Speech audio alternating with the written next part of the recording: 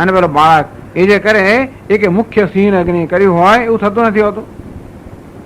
ન છે ક્રૌરેણ પૈંગલ્યેન વા મુખ્ય અસિંહ અગ્નિઓ કાર્યમ કિંચિત ક્રિયતે.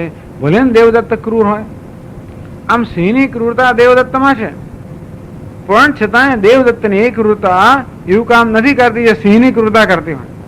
સિંહની ક્રૂરતા કેવું કામ કરે પણ ફાડી નાખે. દેવદત્તની ક્રૂરતા તો બીજા એક ધોલ લગાવે બીજું શું કરે. દેવદત્તની ક્રૂરતા બીજું શું કરે ટૂંકમાં. અને તે રીતે અગ્નિની જે તેજસ્વીતા છે એ તો કોઈને બાળી નાખે. આ બાળકની લાલ રંગ છે, અગ્નિનો લાલ રંગ કોને બાળી નાખે, દાઝાડી દે. આનો લાલ રંગ એ દઝાડતો નથી. અને તેથી જે મુખ્યથી કાર્ય થાય એ ગૌણથી થતું હોતું નથી.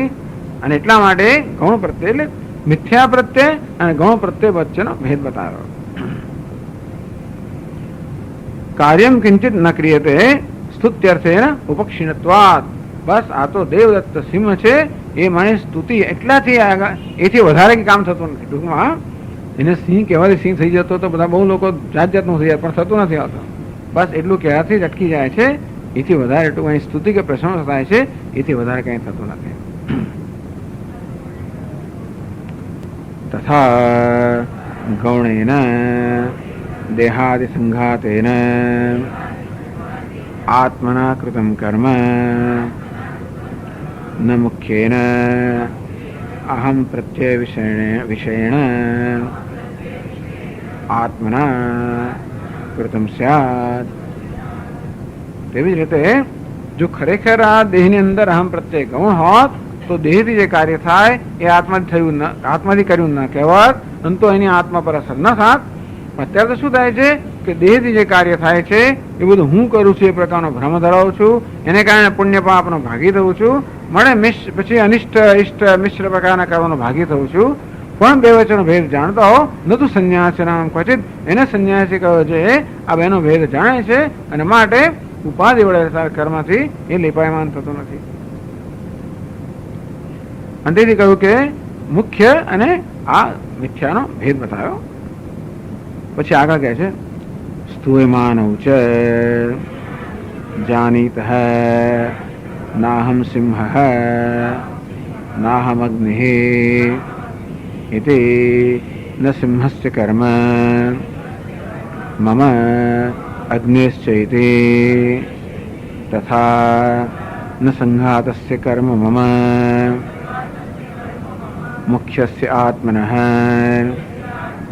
इति प्रत्ययः युक्ततर स्यात् न पुनः अहंकर्ता मम कर्म इति.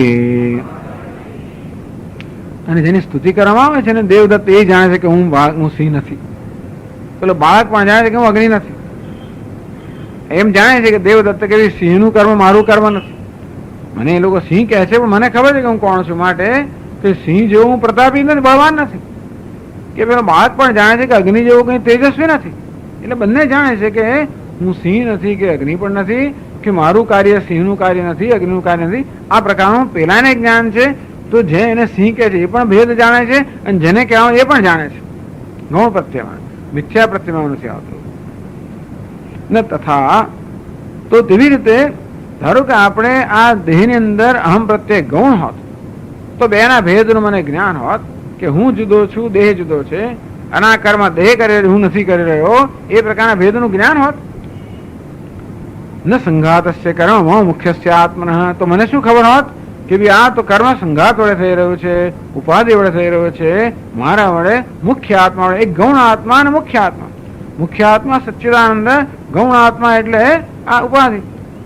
તો એ રીતે ઉપાધિમાં ગૌણ પ્રત્યય હોત તો મને ખબર હોત કે આ ગૌણ આત્મા અર્થાત ઉપાધિ વડે થતું કર્મ મારું નથી, અને તેથી એ કર્મની કોઈ અસર મારા પર ન થઈ હોત. ઇતિ પ્રત્યય યુક્ત તરસ્યાત. અને તેથી હું કર્મ નથી કરતો, આ કર્મ ઉપાધિ વડે થઈ રહ્યું છે એ પ્રકારની એ પ્રકારનો મારો ખ્યાલ હોત. પણ એવું નથી. ખ્યાલ કયો છે? અહમ કરતા મમ કર્મ ઇતિ. માણસ શું કહે છે? હું કર્મ કરું છું, આ મારું કર્મ છે. એ શું બતાવે છે કે ઉપાધિના આત્માનો ભેદ જાણતો નથી, ઉપાધિને જ આત્મા માની લે છે. માટે ઉપાધિમાં અહમ પ્રત્યય છે એ મિથ્યા પ્રત્યય છે, એ ઘણો પ્રત્યય નથી. એ પ્રકારે સિદ્ધ કરે. ઓમ પૂર્ણમદ પૂર્ણ પૂર્ણમિદં પૂર્ણાત પૂર્ણમુદચ્યતે પૂર્ણસ્ય પૂર્ણમાદાય પૂર્ણમેવાવશિષ્યતે. ઓમ શાંતિ શાંતિ શાંતિ. શંકરં શંકરાચાર્યં કેશવં બાદરાયણં સૂત્રભાષ્યકૃતૌ વંદે ભગવन्तौ પુનઃ પુનઃ. ઈશ્વરો ગુરુરાત્મેતિ મૂર્તિભેદવિભાગિને વ્યોમવદ્વ્યાપ્તદેહાય દક્ષિણામૂર્તયે નમઃ. ઓમ શાંતિ શાંતિ શાંતિ. હરિ ઓમ. શ્રી ગુરુભ્યો નમઃ. હરિ ઓમ.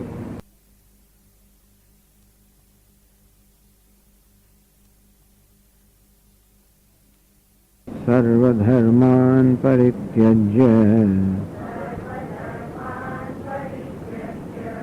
મામેકં શરણં વ્રજ. અહં ત્વા સર્વપાપેભ્યઃ મોક્ષયિષ્યામિ મા શુચઃ.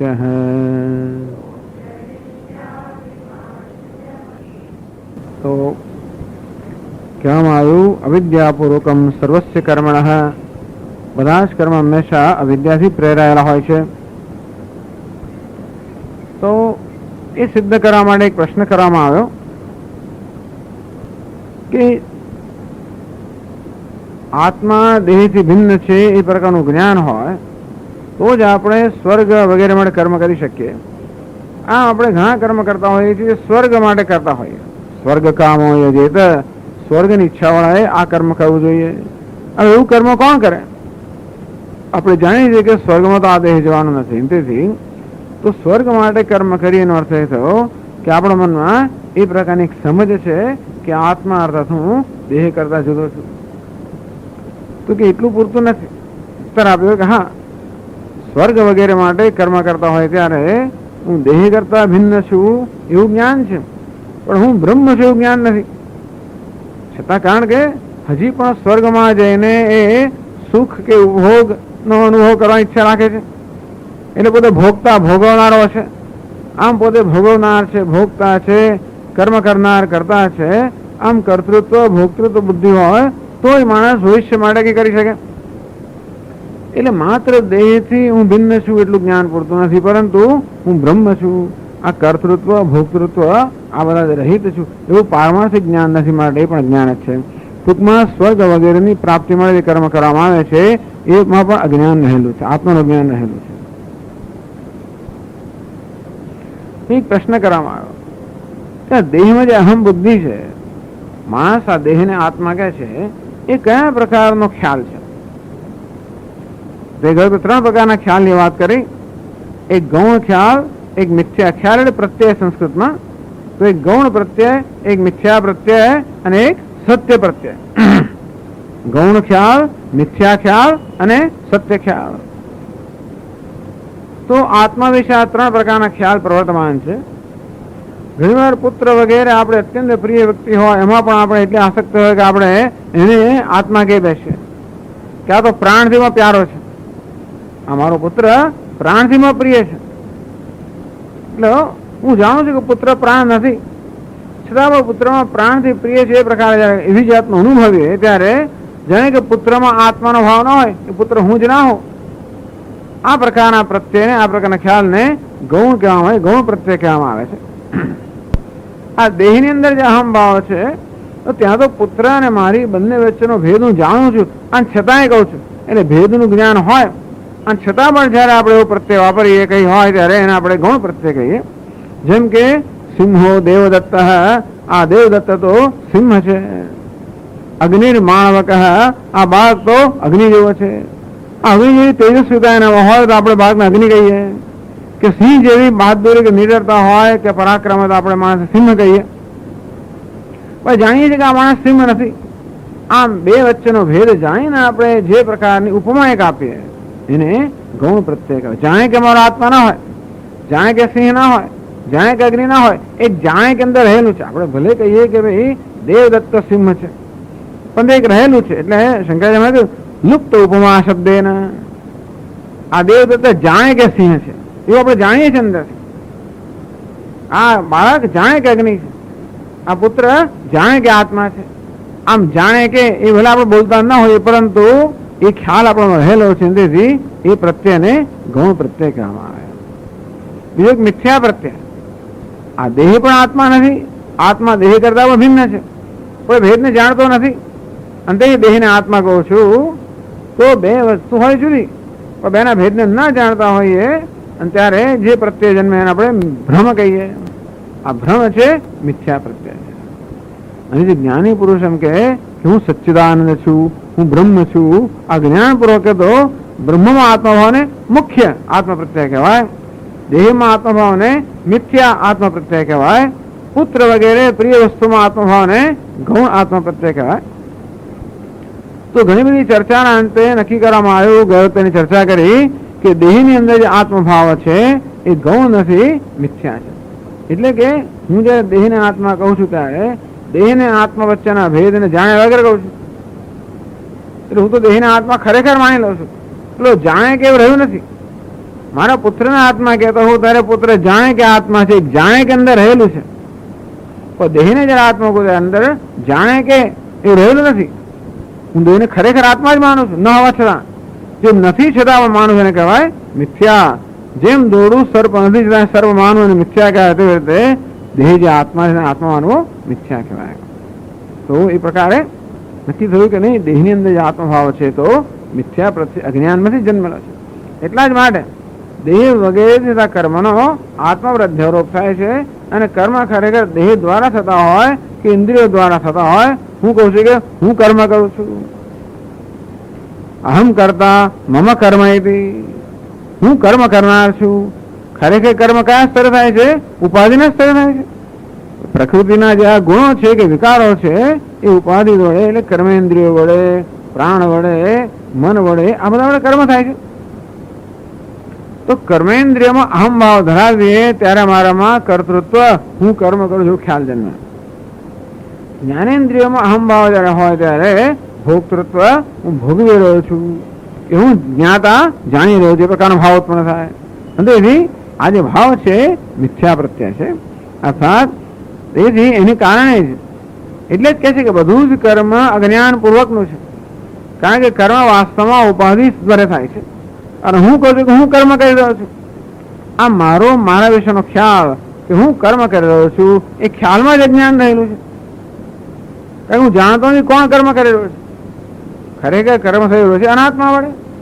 આમ દેહ ઇન્દ્રિયો સંઘાત તો અનાત્મા છે, અનાત્મા વડે કર્મ થઈ રહ્યું છે, પરંતુ એ ન જાણતો હોવાના કારણે, એટલે કે એ અનાત્મા છે, એનું અનાત્મા પણ ન જાણતો હોવાના કારણે આ દેહ ઇન્દ્રિય સંઘાતને આત્મા કહું છું, અને પછી એમના વડે થયેલા કર્મને મારા વડે થયું, અહમ કરતા હું કર્મ કરનાર છું. આ ખ્યાલ જ અજ્ઞાનથી જન્મેલો છે.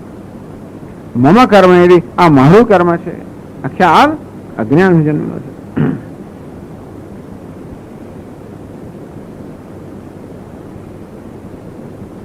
આપણે છે 470 પાના પર છેલ્લેથી બીજો પેરેગ્રાફ.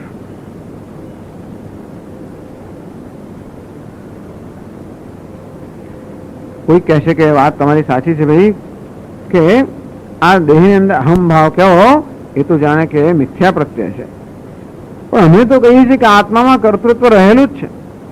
એવું પણ હોય ને કે આપ કહો છો કે કર્મ બધા દેહ ઇન્દ્રિય સંઘાતે થઈ રહ્યા છે, અમે કહીએ છીએ કે આત્મામાં જ કર્તૃત્વ છે.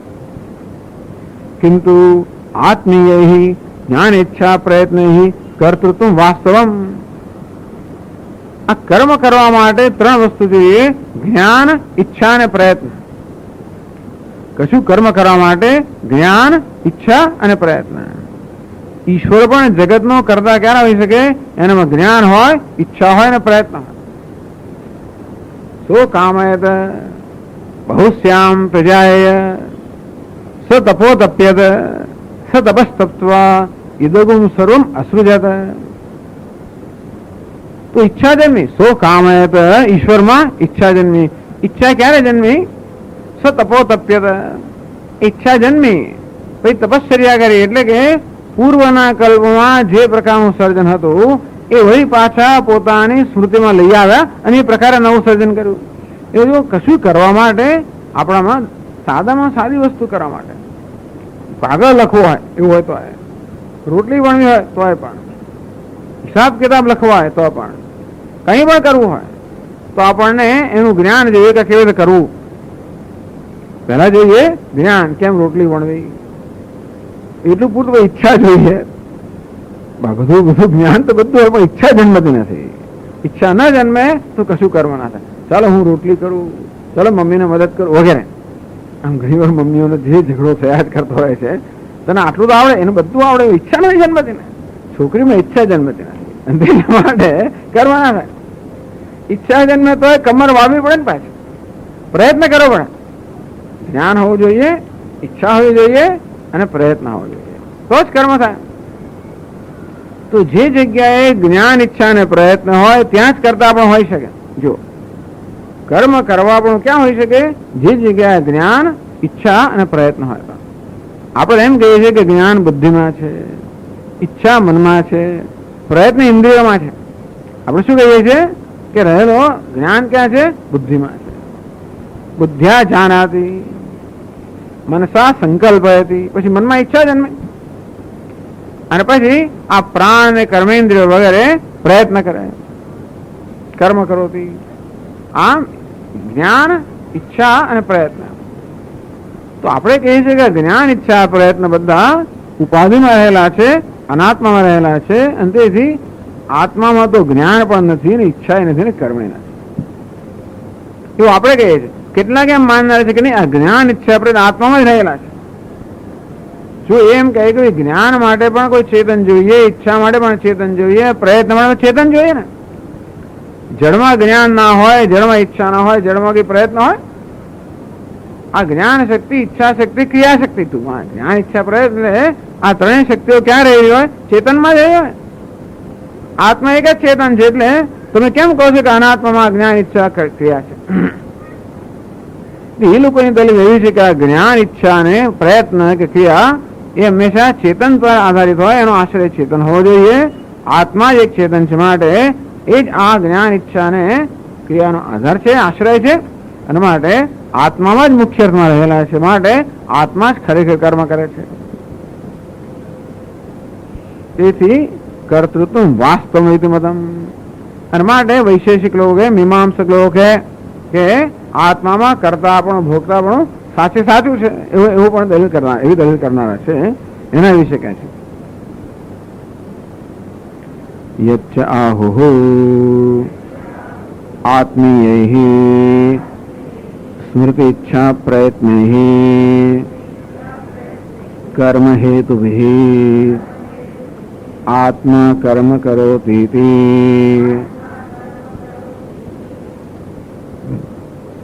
ચાહુ, કેટલાક લોકો આવું કહે છે, જેમ કે વૈશેષિક લોકો કે નૈયાયિક લોકો એમ કે આત્મીય આત્મામાં રહેલી સ્મૃતિ, ઈચ્છા, પ્રયત્ન. પૂર્વની સ્મૃતિ, જ્ઞાન નો અર્થ સ્મૃતિ પણ થઈ શકે કે ભગવાનનું જ્ઞાન એટલે પૂર્વ કલ્પમાં જે પ્રકારનું સર્જન હતું એનું સ્મરણ કરવું, એ પ્રકારે કરવાની ઈચ્છા હોવી અને એ માટેનો પ્રયત્ન હોવો. આત્મીય સ્મૃતિ, ઈચ્છા, પ્રયત્ન એટલે ઈચ્છા, દ્વેષ, સુખમ, દુઃખમ, આ બધા આત્માના ધર્મ છે એવું માનનારા લોકો છે. અંતેથી કહે છે કે નહીં, આત્મા રહેલા જ્ઞાન, ઈચ્છા અને પ્રયત્નથી કર્મ હેતુ. આ સ્મૃતિ, ઈચ્છા અને પ્રયત્ન એ કર્મનું કારણ છે. એ ત્રણ હોય તો જ કર્મ થઈ શકે. એટલે જે કર્મના હેતુ કારણભૂત છે એવા સ્મૃતિ અર્થાત જ્ઞાન, ઈચ્છા અને પ્રયત્ન જે આત્મામાં જ રહેલા છે. આત્મા કર્મ કરોથી, એના વડે આત્મા ખરેખર કર્મ કરી રહ્યો છે, માટે અનાત્મા નહીં પણ આત્મા જ કર્મ કર્યો છે, એવો જ અભિપ્રાય છે. એમના વિશે અમારે આ કહેવાનું છે. તેનો ઉત્તર આપે છે જ્ઞાનાધિકૃત વિકર્તૃત્વ મિથ્યાધિકૃતમ એવ જ્ઞાનાદિના મિથ્યાધિકાર્યત્વ. તો કે નહીં, આ જ્ઞાન, ઈચ્છા, પ્રયત્ન કર્મ પણ ખરેખર તો આ મિથ્યા જ્ઞાનમાંથી જન્મેલું છે. એ ઉત્તર આપે છે. તેષાં મિથ્યા પ્રત્યય પૂર્વકત્વાદ. તો કે નહીં, હું મારામાં જ્ઞાન છે, મારામાં ઈચ્છા છે, હું પ્રયત્ન, આવો ખ્યાલ છે આપણામાં. આપણો ખ્યાલ કેવો છે? હું પ્રયત્ન કરી રહ્યો છું. કેમ? મને ઈચ્છા છે, મારી ઈચ્છા છે, મારામાં ઈચ્છા જન્મી. કેમ? તો કે મને સ્મરણ સ્મૃતિ છે કે જ્ઞાન છે. તો દરેકના મનમાં એ પ્રકારનો ખ્યાલ છે કે આ જ્ઞાન કે સ્મૃતિ પણ મારામાં છે, ઈચ્છા પણ મારામાં છે અને પ્રયત્ન પણ મારામાં છે. તો કે નહીં, આ બધું મારામાં છે, એ મારા વિશેની સત્યતા નથી, એ મારા વિશેનો મિથ્યા ખ્યાલ છે, ભ્રમ છે. તો કે મારામાં જ્ઞાન છે, ચાલો મને આ મકાન કેમ બનાવવાનું જ્ઞાન છે. મકાન બનાવવું હોય તો એનું જ્ઞાન જોઈએ, એમાં ઈચ્છા જોઈએ, પ્રયત્ન જોઈએ. લોકો ઘણી વાર પોતાના હાથે કરતા હોય છે ને બધું. આ દેશમાં કોઈ ખાસ ના કરે, પણ વિદેશમાં તો લોકો પોતાના હાથે બધું બહુ ઊભું કરે.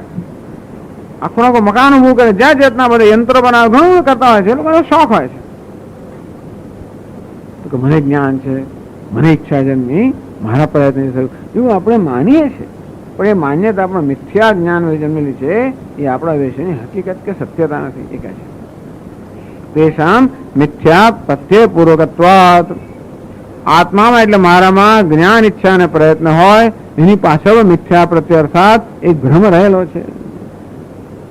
એ જ આગળ સમજાવે છે. મિથ્યા પ્રત્યય નિમિત્ત ઇષ્ટાનિષ્ટ અનુભૂત ક્રિયાફલજનિત સંસ્કાર પૂર્વિકા સ્મૃતિ ઈચ્છા પ્રયત્ન દેહ.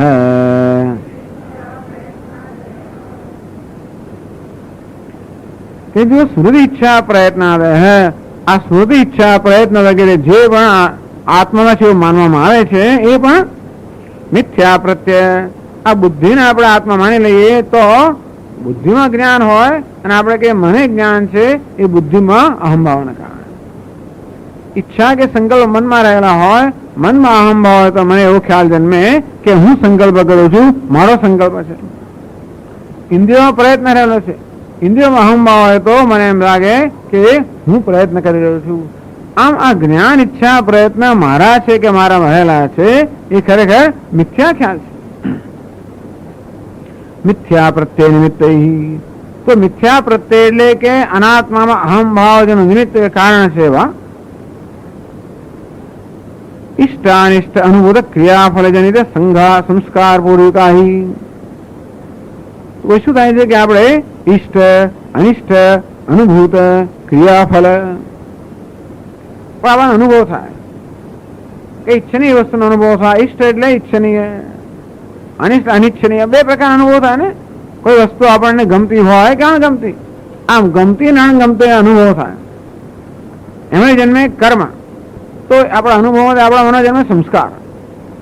ભૂતકાળમાં કોઈને મળ્યા હોય અને બહુ આપણને એકદમ આનંદ થયો હોય, બહુ વ્યક્તિ આપણે ગમી ગઈ હોય તો આપણામાં સંસ્કાર એ જાય કે આ વ્યક્તિ કેવી છે, બહુ સરસ છે, ગમતી છે. બે કોઈ માટે અણગમતી. આમ ભૂતકાળમાં જે બધા જુદા અનુભવ થયા હોય એમના વિશે આપણામાં આ પ્રકારના સંસ્કાર છે કે આ ગમતું છે, અણગમતું છે, ઈચ્છનીય છે, અનિચ્છનીય છે, અનુકૂળ છે, પ્રતિકૂળ છે. એમાંથી પછી ક્રિયા જન્મે. પછી એ વ્યક્તિને આપણે જોઈએ કે એનો ખ્યાલ આવે ત્યારે મળવાની ઈચ્છા જન્મે કે કોઈને ટાળવાની ઈચ્છા જન્મે. આમ ગમતી વસ્તુનું આપણે સ્મરણ થાય કે દર્શન થાય કે સાંભળીએ તો એને મેળવવાની, જાળવવાની, ભોગવાની ઈચ્છા જન્મે. તે જ રીતે અણગમતી વસ્તુનું આપણે સ્મરણ પણ થાય, દર્શન થાય કે શ્રવણ થાય, સાંભળીએ તો પણ એને ટાળવાની, દૂર કરવાની એવી ઈચ્છા જન્મે. એટલે આપણા મનમાં જે ગમા અણગમાના જે સંસ્કાર રહી ગયા છે એ તો ઈચ્છા ઉત્પન્ન કરે છે. એમાંથી ક્રિયા, એમાંથી ઈચ્છા, એમાંથી ક્રિયા, કર્મ થાય. કોઈને મેળવવાનું, કોઈને ટાળવાનું કે દૂર કરવાનું. એને કારણે ફળ મળે. એ ફળ વળી કેવું હોય પાછું? ગમતું કે અણગમતું. એમાંથી જનિત સંસ્કાર. એમાંથી શું થાય વળી પાછા? દરેક અનુભવ સંસ્કાર છોડીને જાય. આ પ્રકારના જે ભૂતકાળના સંસ્કાર છે. પણ આ બધી વસ્તુઓ છેવટે મિથ્યા પ્રત્યયમાંથી જન્મે. કોઈને ગમતું કે અણગમતું કહેવું એ પણ મિથ્યા છે. મિથ્યા એટલે કે અજ્ઞાનમાં જન્મેલું છે.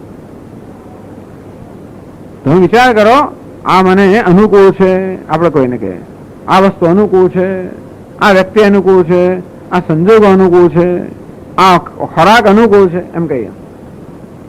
આ પ્રતિકૂળ છે, ભાઈ કોને અનુકૂળ છે? આ ખોરાક મને અનુકૂળ છે એમ કે ખરેખર તો શરીર અનુકૂળ છે ને. આ વ્યક્તિ મને અનુકૂળ છે, ખરેખર મનને અનુકૂળ છે. આ પુસ્તક મને અનુકૂળ છે તો બુદ્ધિને અનુકૂળ છે. આમ તેવી રીતે શરીરને કે ઇન્દ્રિયોને, મનને, બુદ્ધિને અનુકૂળ પ્રતિકૂળ છે, એને આપણા પોતાના અનુકૂળ પ્રતિકૂળ માનીને એમના પ્રત્યે અનુકૂળ પ્રતિકૂળ કે રા એવો ગમો અણગમો ભાવ જન્મતો હોય છે ને. આમ ગમો અણગમો અનુકૂળતા પ્રતિકૂળ આત્મામાં હોય જ નહીં. આત્માને કોઈ વસ્તુ અનુકૂળ હોય જ ના છે, કારણ કે એ તો અનુકૂળને સત્તા પ્રદાન કરનાર છે, પ્રતિકૂળને સત્તા પ્રદાન કરનાર છે. જેમ એવું બની શકે કે ભાઈ આ બંગડી તો ઘાટ વગેરે જેમાં સોનાને ગમતી નથી. સોનાને કોઈ બંગડી માટે અણગમો હોય? સોનાને આપણને હોય પણ સોનાને હોય? આપણને આંગળી માટે અણગમો હોય? આ ટચલી કેવી છે જે વાંકી ચૂંકી બધી છે, લોકો માટે, મારે માટે નહીં.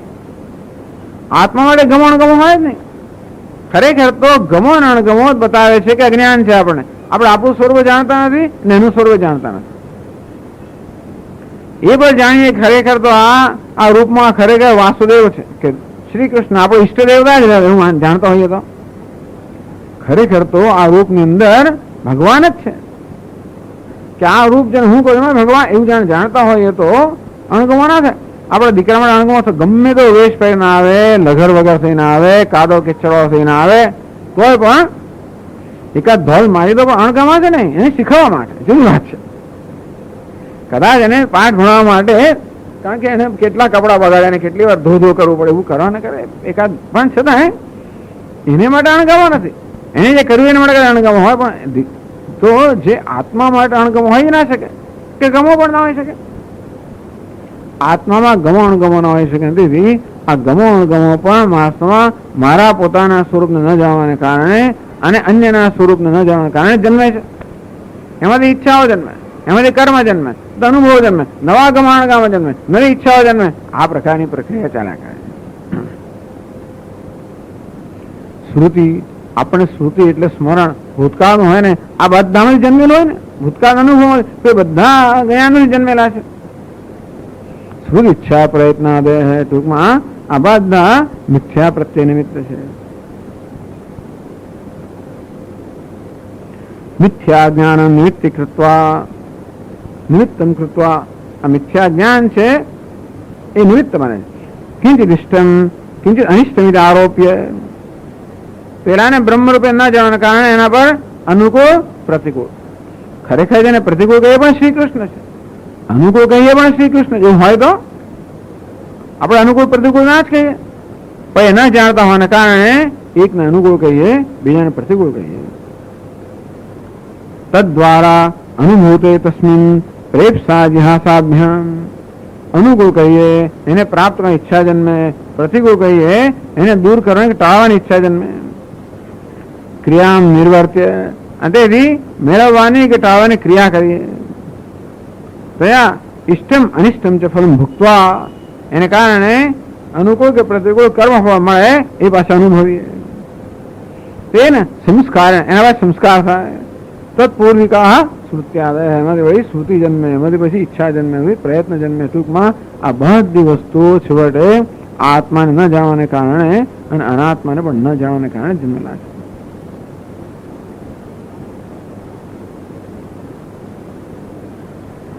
સ્વાત્મની ક્રિયામ કુર્વંતી યુક્તમ કર્તૃત્વસ્ય મિથ્યાત્વમ, અને આ પ્રકારે કર્તૃત્વ ખરેખર મિથ્યા છે, સાચું નથી. અતીત અનાગત જન્મનો હોય વર્તમાને જન્મની કર્તૃત્વાદિ સંસાર વસ્તુત્વમ. પણ તમે એવું કેમ કહો છો કે આ બધું મિથ્યા છે? આ સંસાર ખોટો છે એવું કોને કહો? સંસાર એટલે શોક. સંસાર જગતને જવા દઈએ તો પણ સંસાર એટલે આ શોક અને મોહ જે આપણે છે એ સંસાર ખોટો છે કેમ કહેવાય? ગયા જન્મમાં હતો, એની પહેલા જન્મમાં હતો, એની પહેલા હતો. જો પહેલા ના હોત ને અત્યારે ઉભું થયું તો માને કે ખોટું છે, પહેલેથી છે. એટલે મારે ખરેખર તો આ સંસાર સાચો થવો જોઈએ, આ સુખ દુઃખ સાચા થવા જોઈએ, આ શોક મોહ સાચા થવા જોઈએ, આ કર્તૃત્વ ભોક્તૃત્વ સાચું થવું જોઈએ. તો એના વિશે કહે છે યથા અસ્મિન જન્મની દેહાદિ સંઘાત અભિમાન રાગદ્વેષાદિ કૃતો ધર્માધર્મો તત્ફલાનુભવશ્ચ તથા અતીતે અતીતતરેપી જન્મની ઇતિ અનાદિઃ અવિદ્યાકૃતઃ સંસારઃ અતીતઃ અનાગતશ્ચ અનુમેયઃ યથા અસ્મિન જન્મની જે રીતે આ જન્મમાં દેહાદિ સંઘાત અભિમાન પ્રવૃત્ત, તો દેહ ઇન્દ્રિય વગરના સંઘાત છે એમ અહમ ભાવને કારણે જન્મે છે રાગદ્વેષ. તો સાંખ્ય લોક પંચ ક્લેશ ની વાત કરે ને અવિદ્યા અસ્મિતા રાગ દ્વેષ. રાગદ્વેષમાં અસ્મિતા અહંકારમાં જન્મ્યો, અહંકાર છે જન્મી અવિદ્યામાંથી. તો અવિદ્યાને કારણે અનાત્માને આપણે આત્મા માની લઈએ, માટે દેહ વગેરેમાં અહમ ભાવ જન્મે, અભિમાન હું કંઈક છું એમ કરીને એક વ્યક્તિત્વનો ખ્યાલ જન્મે, અહંકારનો ખ્યાલ જન્મે, અહંકાર અનુકૂળ હોય એમાં રાગ જન્મે, અહંકાર ને પ્રતિકૂળ એમાં દ્વેષ જન્મે. તેથી આ બધું એટલે કહ્યું કે યથા અસ્મિન જન્મની દેહાદિ સંઘાત અભિમાન, આ દેહ વગેરે સંઘાતમાં અભિમાન આત્મ પ્રત્યેને કારણે તત્પ્રયુક્ત રાગ દ્વેષાદિકૃત, એ અભિમાન હોવાને કારણે એવું છે ને દેહને આત્મા માનીએ એટલે દેહને અનુકૂળ વસ્તુ મને અનુકૂળ બને, દેહને પ્રતિકૂળ મને પ્રતિકૂળ. જેવું ઘણી શું થાય છે, આપણા દીકરાનો ભાઈબંધ આપણે બહુ ગમતો હોય છે, આપણો દીકરો હોય એને મદદ કરતો હોય ને કોઈ બાળક, એનો મિત્ર ભણવા મદદ કરે, બધી મદદ કરતો, અને આપણે બહુ પ્રિય હોય. અને આપણા દીકરાની કોઈ હેરાન કરતો હોય, કનડગત કરતો હોય, આપણને પણ એના પ્રત્યે દ્વેષ છે. એવું કેમ? કે આ મારો દીકરો મને પ્રિય છે, એમાં અહમ ભાવ છે, મા ભાવ છે, એને કારણે એને પ્રિય પ્રિય મારું પર પ્રિય પ્રિય થઈ જાય. અને તે રીતે આ દેહમાં અહમ ભાવ હોય તો દેહને અનુકૂળ વસ્તુ માટે મને પ્રેમ જન્મે, પ્રતિકૂળ વસ્તુ માટે દ્વેષ જન્મે. આમ જમવા બેઠા હોઈએ ત્યારે પણ આપણને અનુકૂળતા પ્રતિકૂળતાનો બહુ તીવ્ર ખ્યાલ હોય તો ના હોય તો કઈ ચિંતા નથી. ઘણા લોકોને કઈ ચીજ આપણે આરામથી ખાય, જે હોય ખરું. ઘણા લોકો બહુ જ કચકચિયા હોય, ચીકણા હોય, આ પેલું ભાવે ના ભાવે, એટલે આમ તરત મોં પર આમ ભાવ જોઈ શકીએ આપણે. આમ ખાવાનું જોઈએ અંતર ખીચડી, એક જે નામ થાય, બીજા ખીચડી કોઈ ઢોકળી તો કે હા, બીજા કે ઢોકળી રહે ટૂંકમાં કચુંબર. આમ દરેક વસ્તુ માટે લોકોના ખ્યાલ કેવા જુદા હોય છે ને. આમ જોઈને હશે જન્મે, અને જોઈને આપણે નિરાશ કે આજે ફરી પાછી કઢી, કોઈને આમ કઢી એટલે આ કેવું સરસ કઢી, પાછા ભજીયા બનાવે, તળેલું બનાવે, કકડાટ કરે. ઘણા લોકો દરેક વસ્તુમાં કકડાટ જ કરે. એમને પીરસીએ ને જરા આગ્રહ કરતો હોય, કાકા આગ્રહ કેમ કરે છે, મને આગ્રહ ના કરો. પેલો કે આગ્રહ કેમ નથી કરતો, એવું બીજું કેવું કે આગ્રહ કરે ખવાય ગયો. જાત જાતના વિચિત્ર વિચિત્ર સ્વભાવ હોય છે. આ બધું શું જન્મે છે? આ બધું દેહની અંદર ઉપાધિમાં અહમ ભાવને કારણે. ભૂતકાળમાં પેલાને આગ્રહ કર્યો ને વધારે ખાઈ લેવાને કારણે પેટમાં દુખ્યો બેચારવા, ત્યારથી આગ્રહ માટે એવો અભાવ થઈ ગયો. કોઈ આગ્રહ કરે તો ગુસ્સે થઈ જાય, અને બીજો કોઈ આગ્રહ આમાં બિચારો ભૂખે રહ્યો હોય એટલે કોઈ આગ્રહ કરીને ખુશી થાય. એટલે દરેકના જુદા જુદા અનુભવ હોવાના કારણે દરેકનું રાગદ્વેષનું બંધારણ જુદું હોય. પરંતુ ટૂંકમાં આ રાગદ્વેષ જન્મે છે ઉપાધિમાં અહમ ભાવના કારણે. એમને અહંકાર એટલે ઉપાધિને અનુકૂળ હોય મને અનુકૂળ બની જાય, ઉપાધિને પ્રતિકૂળ મને પ્રતિકૂળ બની જાય. એટલે દેહાદિ સંઘાત અભિમાન પ્રયુક્ત રાગદ્વેષાદિકૃત ધર્માદવ. આ રાગદ્વેષને કારણે ધર્મ અને અધર્મ એટલે કર્મ જન્મે. એવું છે ને, રાગદ્વેષ તીવ્ર બની જાય ને પછી આપણે કઈ દરકાર કર્યા વગર બસ ગમે જ કરીએ, પછી જે થાય કરવું ઘણી વાર. એટલા માટે પેલા ઘણી વાર વૈદ લોકો ખાવા જ ના દે આપણને, અને આપણે જાણીએ ઘણી વાર એવો ત્રાસ થઈ જાય ને કારણે કે જે થાય તે કરવું. એટલે અધર્મનું આચરણ કરીએ. ધર્મ એટલે આપણા શરીરને પ્રતિકૂળ વસ્તુનું આચરણ કરીએ. પેલા પાન મસાલાની બહુ લાંબા સમયની ટેવ હોય ને પછી એ છોડાવી દો. સ્વામી કહે છોડીને પછી એવું તલબ લાગે, એવી તલબ લાગે કે સ્વામીજી કહે જે કરવું એ કરે, કશું મેં વચન આપ્યું બધું ભૂલી જાય, માણસ શરૂ થઈ જાય. આવું થતું હોય છે બધું. અંતેથી આવું આ રાગ દ્વેષને કારણે જ માણસ ધર્મનું પણ અતિક્રમણ કરતો હોય. જ્યાં સુધી આપણે અનુકૂળ હોય ત્યાં સુધી બધા ધર્મનું આચરણ કરે. ભલે રાગ દ્વેષ પૂરી કરતી વખતે પણ અનુકૂળ હોય ત્યાં ધર્મનું આચરણ કરીએ, પણ અનુકૂળ ના હોય તો શું કરીએ? તો છેવટે ધર્મનો ભોગ પણ આપી દઈએ. અને આ રીતે આ રાગ દ્વેષને કારણે ધર્મ અને અધર્મ જન્મતા. ધર્મ અધર્મ તત્ફલ અનુભવ છે. એને કારણે પુણ્ય પાપ થાય, એને કારણે સુખ દુઃખનો અનુભવ જન્મે. તથા તો જેવી રીતે આ દેહમાં છે આ બધી આખી પ્રક્રિયા, તેવી રીતે પૂર્વ તથા અતીતે આગળના જન્મમાં એવું જ હતું બધું. તથા અતીત અહીં પહેલા જન્મમાં પણ એવું જ હતું. કઈ ફેર નથી. કદાચ આ વખતે આવી ઉપાધિ છે, ગઈ વખતે બીજી ઉપાધિ હશે, તે વખતે ત્રીજી ઉપાધિ હશે. ભલે ઉપાધિમાં ફેર પણ આ જાતની પ્રક્રિયામાં તો કે આ વ્યવસ્થામાં કઈ ફેર નથી પડતો. આ જંજાળ વ્યવસ્થા ના કહે, આ જંજાળ એની એ જ હોય. એથી અનાદિ અવિદ્યા એટલે સંસાર ક્યારનો છે? અનાદિ. આ જન્મમાં જે પ્રકારની જંજાળ છે એનું કારણ ગયો જન્મ, એના બધા સંસ્કારને ટેવો અને વાસના જન્મ, એટલે એનું જ આ જન્મમાં કરીએ. પણ ગયા જન્મમાં ક્યાં હતું? એની પહેલા જન્મને કારણ એ ક્યાં હતું? એમ કરીને અનાદિ. અને આ તો ચાલ્યા જ કરે. અનંત અનાદિ એટલે કયું? અવિદ્યાકૃત સંસાર.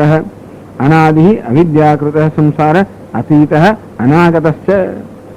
તેથી જે ગયું તે ને આવ્યું તે એક ને એક જ જંજાળ ચાલ્યા જ કરે. માત્ર ની કથાની જેમ કે રામાયણમાં કથાઓ થોડો ફેર પડે, પેલા કલ્પ ભેદ ને કારણે થોડો ફેર પડે, પણ મૂળ વસ્તુ એની એ હોય કે એમને 14 વર્ષમાં વનમાં એ કોઈ કથામાં એ ફેર તો ના જ પડે. વનમાં જવું પડે, પેલો માયા અને પેલો સુવર્ણ મૃગ આવે, સીતાનું અપહરણ થાય, આ બધામાં ફેર ના પડે. બીજી વિગતમાં ફેર પડે, કયા ઋષિ મુનિ મળવા આવ્યા, શું થયું શું ના થયું વગેરે. રામચંદ્રજી પછી હોળી એટલે હોળીમાં બેઠા ત્યારે એમનો પગ ધોયા, પેલા ધોયા કે ના ધોયા, પછી શબરીના બહુ એઠા હતા કે જૂઠા હતા ને લક્ષ્મણ, આ બધી વિગતમાં ફેર પડે. તો મૂળ જે સંસાર, મૂળ જે જંજાળ છે ને એ તો રામાયણ એનું એ જ હોય. તેવી રીતે બધા કલ્પમાં રામાયણ એનું એ જ હોય. તેવી રીતે દરેક જન્મમાં આ સંસાર એવો ને એવો છે, માત્ર વિગતમાં ફેર પડે. કોઈ પતિ અનુકૂળ હોય, પત્ની અનુકૂળ હોય, દીકરો આવો હોય, પેલો હોય, એવું છે કે ક્યારેક અનુકૂળ હોય, પ્રતિકૂળ હોય, ગમતું હોય, ના ગમતું હોય, એવું થાય કે ક્યારેક ઝાડા હોય, પાટા હોય, શરીર સ્વસ્થ હોય, અસ્વસ્થ હોય, એવું થાય. પરંતુ આપણને દેહ હોય, ગમા હોય, એને કારણે રાગ દ્વેષ હોય, એને કારણે ધર્મ અધર્મ હોય, સુખ દુઃખ હોય, અને એ તો બસ ચાલ્યા જ કરવાનું. એટલે અનાદિ સંસાર અવિદ્યાકૃત સંસાર. આ બધો સંસાર અવિદ્યાનો અભિમાન જન્મ્યો. અભિમાન એટલે દેહમાં અભિમાન જન્મ્યો. એ દેહનો અભિમાન અવિદ્યામાંથી જન્મ્યો. આખો સંસાર અવિદ્યાનું પરિણામ છે. અતીત જે ગયું તે એ પણ અનાગત જે આવશે તે પણ ટૂંકમાં ભવિષ્યના જન્મમાં જે સંસાર આવશે એ પણ અવિદ્યાનું જ પરિણામ હશે, બીજા કહેવાનું નહીં. અત્યાર સુધી જે બધો સંસાર ભોગવ્યો એ અવિદ્યાનું પરિણામ હતું, અને હવે જે કે આવશે એ પણ અવિદ્યાનું પરિણામ છે. અનુમેય ટૂંકમાં એટલે શંકરાચાર્ય મહારાજ કહે કે પૂર્વના જન્મ આવું જ હશે. આપણે જોવા નથી ગયા, તમે જોવા ગયા તો જોવા નથી ગયા, આપણે અનુમાન કરી શકીએ. જોવા નથી ગયા કહીએ ને કે કોનો દીકરો છે, પેલા દીકરો હોવો જોઈએ, જોયે અનુમાન કરી કહીએ, લક્ષણ સરખા હોય ને, આ કોનો દીકરો છે. ઘણી વાર દીકરી પછી માની કલ્પના કરી શકીએ આપણે કે હા એની માં હોવી જોઈએ, ઉપર થાય છે, બંને રીતે થાય છે, કે જે હોય તો પણ ટૂંકમાં આમ અનુમાન કરી શકીએ. અતીત એટલે કે પૂર્વના જન્મમાં શું હશે આવું જ હોવું જોઈએ, અને પછી જે આવશે પણ એમ ના માનવું કે જો અજ્ઞાન દૂર નહીં કરી દે જાતે આ બદલાય, નહીં બદલાય. અજ્ઞાન હશે તો આવું જ રહેવાનું. તો અજ્ઞાન હોવાને કારણે પૂર્વમાં આવું હતું. આ અજ્ઞાન વિશે કશું નહીં કરવામાં આવે તો ભવિષ્યમાં આવું જ હશે. એ અનુમેય. તેથી આ બધાનું કારણ એટલે મિથ્યા પ્રત્યે જન્મ છે અજ્ઞાનમાંથી. માટે મિથ્યા ભ્રમ દૂર થવો જોઈએ. આ દેહમાં અહમ ભાવનો ભ્રમ દોષ હોવો જોઈએ, આત્માનું વાસ્તવિક જ્ઞાન થવું જોઈએ. એ તો થાય વિદ્યાથી. અવિદ્યા જે છે વિદ્યાથી. તસ્ય આવિદ્યત્વેન વિદ્યાપોષ્યત હેત્વંતરમ અવિદ્યાયતિ. બરાબર.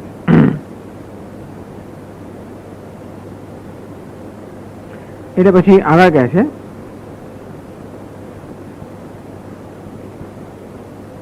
આ સંસાર અવિદ્યાનું કારણ છે. એટલે એ જ કહ્યું કે જેવી રીતે અત્યારે આ બધું અવિદ્યાનું કર્મ છે વર્તમાન, તેમ ભૂતકાળ અવિદ્યા હોવો જોઈએ. વર્તમાનમાં જે થઈ રહ્યું છે અવિદ્યાનું પરિણામ છે, તો ભૂતકાળમાં અવિદ્યાનું પરિણામ હોવું જોઈએ. ભવિષ્યમાં એવું કાળ પ્રભુ તો સરખું જ છે.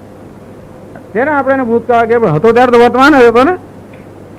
અત્યારે જે થયું એને આપણે વર્તમાન કહીએ, ભૂતકાળમાં થયું ત્યારે વર્તમાન જ હતું, ભવિષ્યમાં અત્યારે વર્તમાન છે. અને તેથી અત્યારે જેવું છે એવું ભૂતકાળમાં હોવું જોઈએ, ભવિષ્યમાં જશે. અને તેથી તેવું હોવાના કારણે શું થવું જોઈએ? એટલે કહે છે તતશ્ચ સર્વકર્મ સંન્યાસ સહિત જ્ઞાન નિષ્ઠયા આત્યંતિક સંસારોપરમઃ ઇતિ સિદ્ધમ.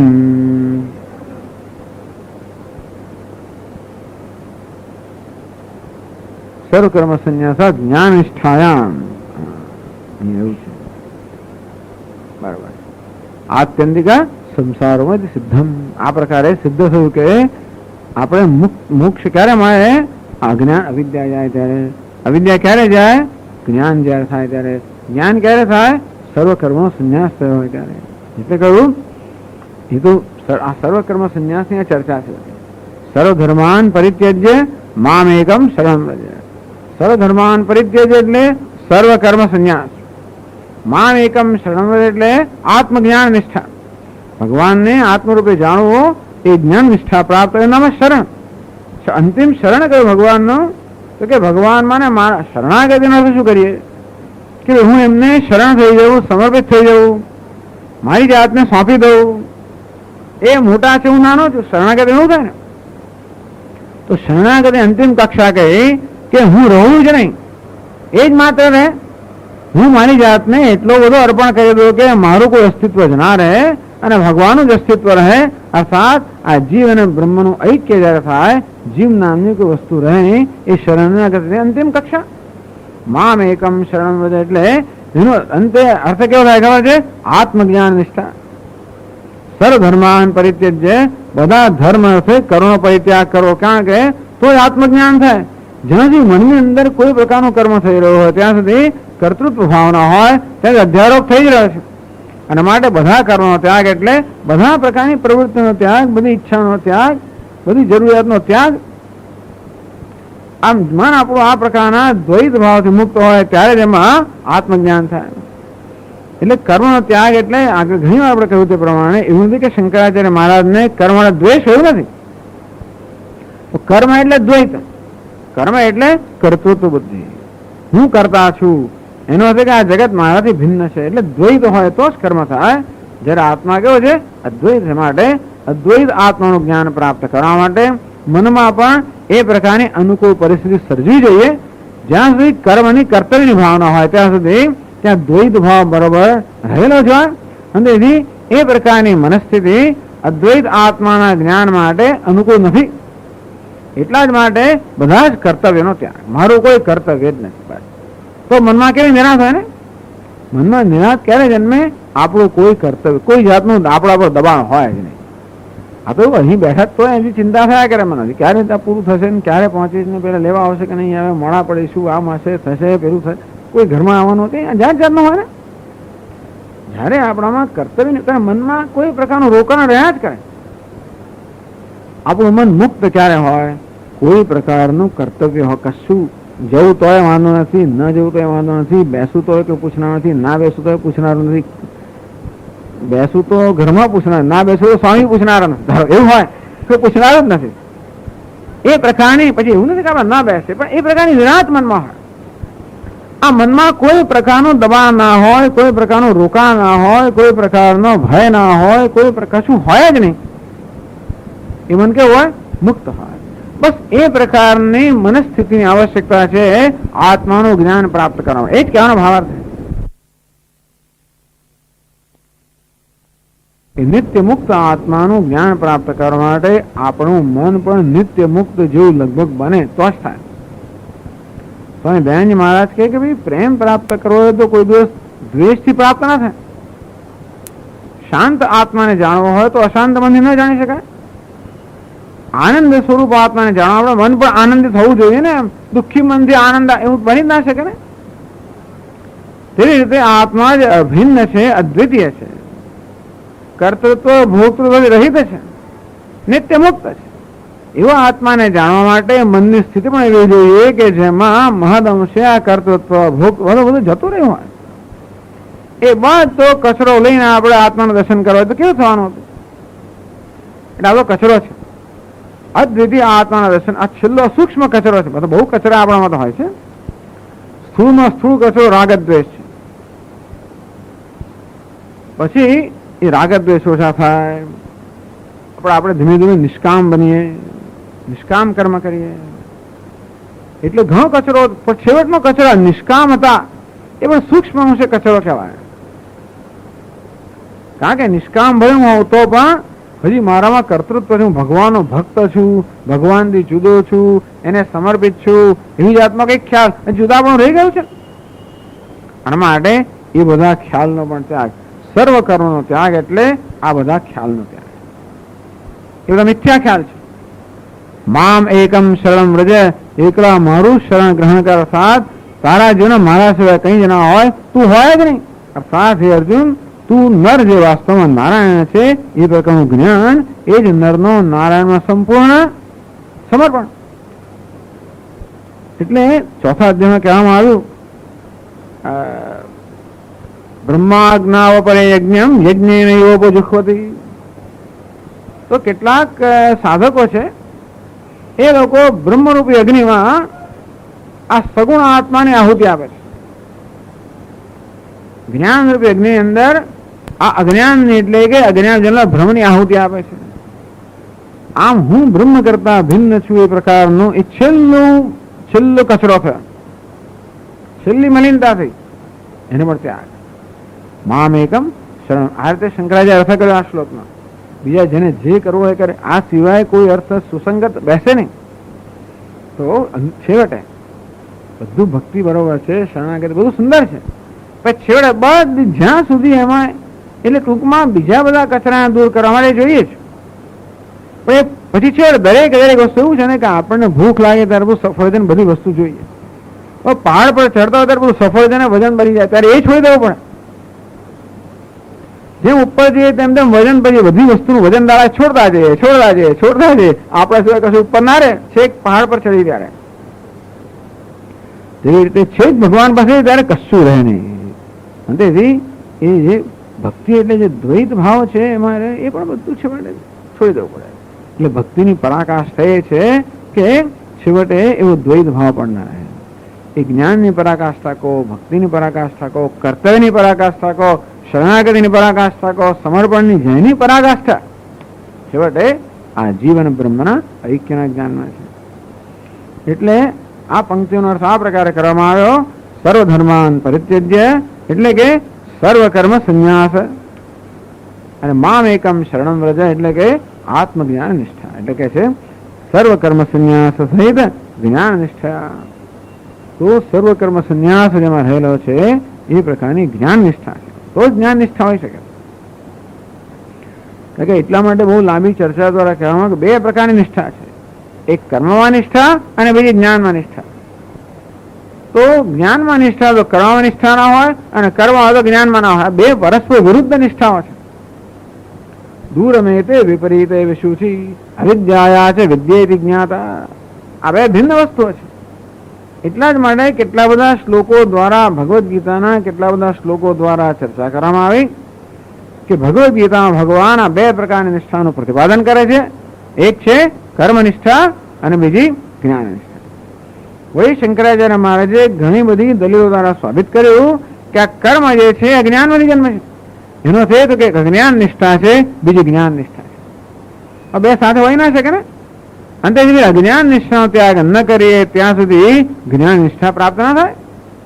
એટલે સર્વકર્મ સંન્યાસ, કર્મ એટલે જ્ઞાન, જન્મેલા ભ્રમ, મિથ્યા પ્રત્યય, કર્તૃત્વ ભોક્તૃત્વ, આ બધાનો પણ ત્યાગ.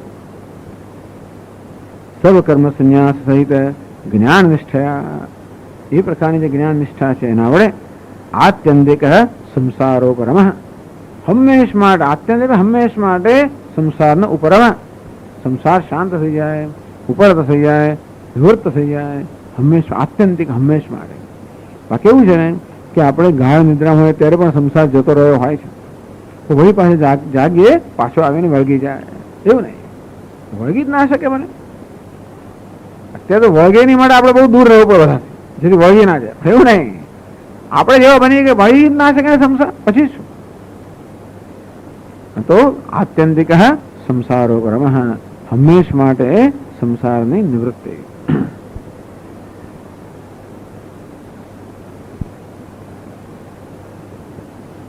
इति सिद्धम तस्य आविद्यत्वेन विद्यापोहत्वे हेतुअंतरमाह. वળી સંસાર અવિદ્યાની ઉપજ હોવાને કારણે વિદ્યાથી દૂર થઈ શકે.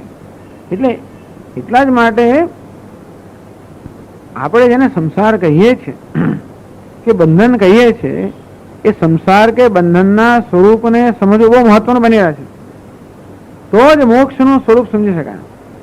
અર્થાત જે પ્રકારનો વ્યાધિ આપને થયો છે એ વ્યાધિનું આપણે નિદાન બરોબર કરીએ તો ચિકિત્સા બરોબર થાય ને.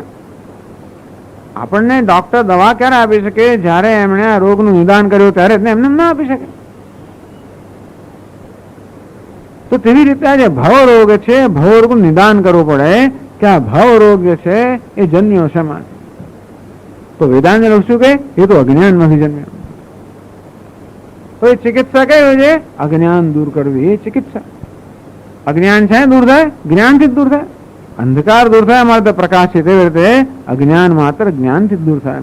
એટલે આ જ્ઞાન નિષ્ઠાની વાત કરવામાં આવી કે આ પ્રકારે જ્ઞાનમાં આત્મજ્ઞાન નિષ્ઠા પ્રાપ્ત થાય તો જ આ સંસારનો આત્યંતિક ઉપર હંમેશ માટે એ નાશ થઈ જાય.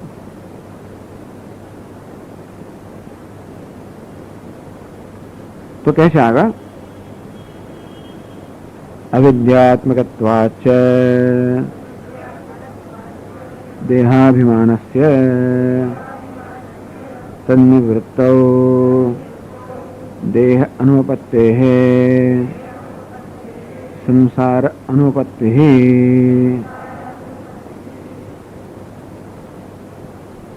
દેહાદિ સંઘાતે આત્માભિમાન. આ તો વાત થઈ ગઈ કે દેહાદિ સંઘાતની અંદર આત્માનો ખ્યાલ હોવો, દેહાદિ સંઘાતને આત્મા માનવો. અવિદ્યાત્મક અવિદ્યાત્મકત્વાચ દેહાભિમાન છે. દેહનું અભિમાન જે છે એ વિદ્યાનો જન્મેલો હોવાના કારણે તન્નિવૃત્ત, અવિદ્યાની નિવૃત્તિ થાય તો જ દેહાનુપત્તિ, તો જ ફરી બીજા દેહ સાથે એમાં થાય છે શું કે આ દેહની અંદર આપણે અહમભાવ કર્યો ને, અને આ દેહમાં અહમભાવને આપણે મરીએ ત્યારે મૃત્યુ થાય ત્યારે આ દેહ તો રહેતો નથી. મૃત્યુ વખતે આ દેહ તો નષ્ટ થઈ ગયો. ચાલો તો કોઈને એમ થાય કે ચાલો ત્યારે છૂટ્યા દેહમાંથી, પણ નથી છૂટતા. પેલી અહમભાવ કરવાની જે ટેવ પડી ગઈ છે એને કારણે બીજા દેહમાં અહમભાવ કરીશું. હું તો પેલી ટેવ છોડવાની જરૂર છે. બાકી એકને છોડે ને બીજા જાય. એમાં શું છે? એક વસ્તુ છોડે, ચા ને છોડાવે તો કોફી શરૂ કરે, એ છોડે પાન પરાગ શરૂ કરે, એ છોડે તો તમાકુ શરૂ કરે, એ કરે બીજું કઈ. ટૂંકમાં જેને વ્યસનની ટેવ જ પડી ગઈ છે, એક છોડે ને બીજું કરે. અને તે રીતે જેને દેહમાં અહમભાવની ટેવ જ પડી ગઈ છે તેના માટે આ દેહ લઈ લેવામાં આવે મૃત્યુ વડે તો એ ક્યાંક શોધીને પાછું બીજા દેહમાં અહમભાવ કરવાનો. ઘણા લોકોને અમુક ટેવ છૂટતી જ નહીં, જિંદગી ભર નથી છૂટતી. છોડાય કરી અહીંથી ત્યાં વળગે, ત્યાં પેલા વળગે, ચાલુ ને ચાલુ છે. તેવી રીતે આ અનાદિકાળથી સંસાર જે ચાલતો આવ્યો છે એમાં આ દેહાદી સંઘાતમાં અહમભાવ કરવાની એક એવી ટેવ પડી ગઈ છે કે આ દેહાદી સંઘાત આપણે લઈ લેવામાં આવે તો આપણે વળી પછી બીજા દેહાદી સંઘાત શોધીને એમાં અહમભાવ કરી એમ કરીને વળી પાછું બીજો જન્મ લઈશું, એમ કરીને આખી પ્રક્રિયા ચાલી રાખીશું. અને તેથી બીજા દેહ સાથે ન જોડાવા માટે એવી આવશ્યકતા છે કે આ દેહ સાથેનું જોડાણ પણ દૂર કરી દઈએ તો જ. આ દેહ સાથેનું જોડાણ મુક્ત થઈએ તો જ આપણે બીજા દેહ સાથેના જોડાણમાંથી મુક્ત થઈ શકીએ.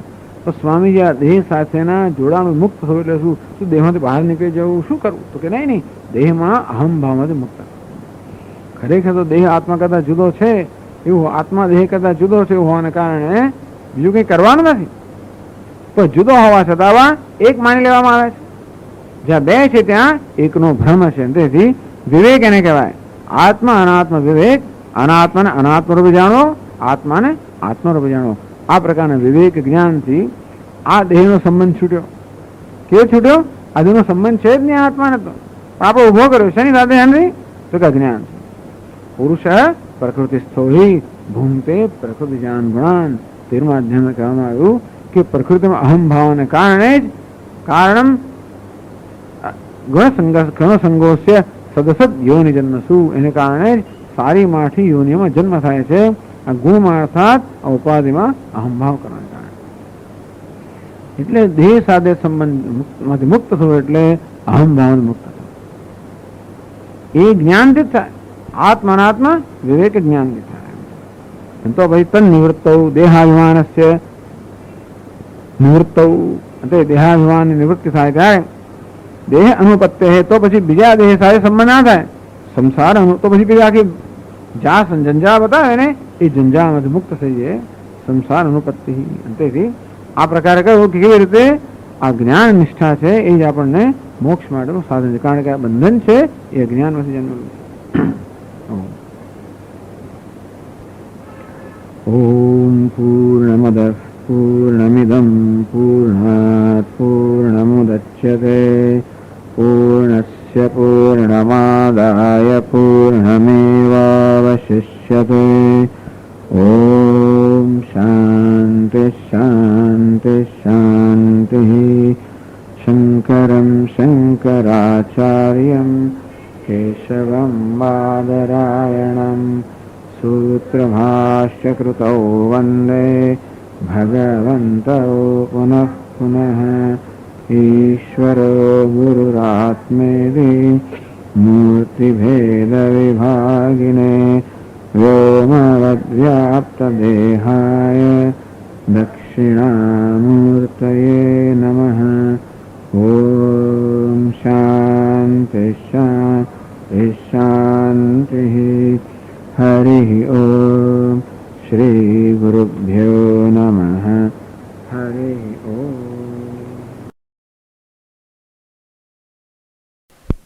ઓમ નારાયણ પરો વ્યક્તા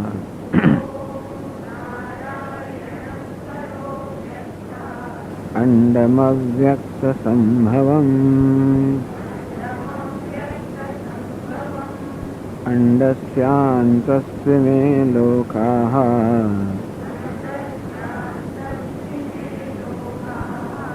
સપ્તદ્વીપા ચ મેદિની. સર્વધર્માન પરિત્યજ્ય મામેકં શરણં વ્રજ. અહં ત્વા સર્વપાપેભ્યઃ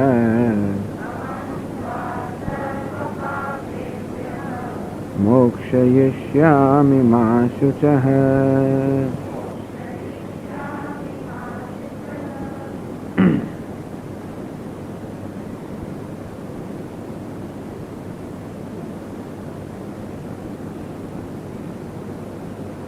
તો ચર્ચાનો પ્રારંભ થયો. કેટલાક એમ કહે છે કે કર્મ કરવું એ આત્માનો સ્વભાવ છે. એટલે કે આત્મામાં કર્તૃત્વ રહેલું છે, કર્મ કરવા પણ રહેલું છે. યચ્ચાહુ આત્મીય સ્મૃતિચ્છાયા પ્રયત્ન કર્મ હેતુ આત્મા કર્મ કરોતી. આત્મા કર્મ કરોતી. કેટલાક એમ કહે છે કે આત્મા જ કર્મ કરે છે. ભાઈ કર્મ કરવા માટે તો કેટલીક સામગ્રી જોઈએ. કર્મ કરવા માટે જ્ઞાન જોઈએ, સ્મૃતિ જોઈએ, ઈચ્છા જોઈએ, પ્રયત્ન જોઈએ તો જ કર્મ થાય. કર્મ કરવા માટે પ્રયત્ન કરવો પડે કર્મેન્દ્રિયોથી. એ પ્રયત્નની પાછળ કોઈ પ્રેરણા હોવી જોઈએ. તો કે ઈચ્છા એના માટેની પ્રેરણા પ્રેરક બળ હોય. ઈચ્છા જન્મવાનું કારણ હોવું જોઈએ. એક ભૂતકાળની સ્મૃતિ સ્મરણ થયું ત્યારે ઈચ્છા જન્મે. એ સ્મૃતિ પાસે કારણ હોવું જોઈએ. કંઈક અનુભવ થયો ત્યારે અનુભવ એટલે કે જ્ઞાન, એમાંથી જન્મે સ્મૃતિ, એમાંથી જન્મે ઈચ્છા, એમાંથી જન્મે પ્રયત્ન. બધી સામગ્રી હોય તો કર્મ થાય. તો કેટલાક કહે છે કે આત્મામાં બધી સામગ્રી છે, તેથી આ બધી સામગ્રી ધરાવનારો આત્મા કર્મ કરતો હોય છે. કારણ કે આપણો અનુભવ છે ને કે મને જ્ઞાન થયું. આમ આપણો અનુભવ છે કે હું કર્મ કરું છું, મારામાં સ્મૃતિ છે, મારામાં ઈચ્છા છે, એટલે આવો આપણો અનુભવ છે. તે કે સાચો જ અનુભવ છે. આત્મા ખરેખર કર્મ કરતો હોય છે, અને તેથી ખરેખર એમાં સ્મરણ હોય છે, ઈચ્છા હોય છે, પ્રયત્ન હોય છે.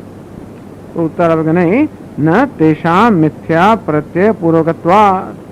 તો કે નહીં, હું કર્મ કરું છું, હું પ્રયત્ન કરું છું, મારામાં ઈચ્છા છે, મારામાં સ્મૃતિ છે, આ બધું ખરેખર તો મિથ્યા એટલે કે બીજી કોઈ જગ્યાએ જે સ્મૃતિ ઈચ્છા પ્રત્યે રહેલા છે એનો આત્મા પર અધ્યારોપ કરીને આ મિથ્યા ખ્યાલ સેવામાં આવે છે કે સ્મૃતિ ઈચ્છા પ્રયત્ન મારા છે. તો કેવું રીતે જન્મ્યા? મિથ્યા.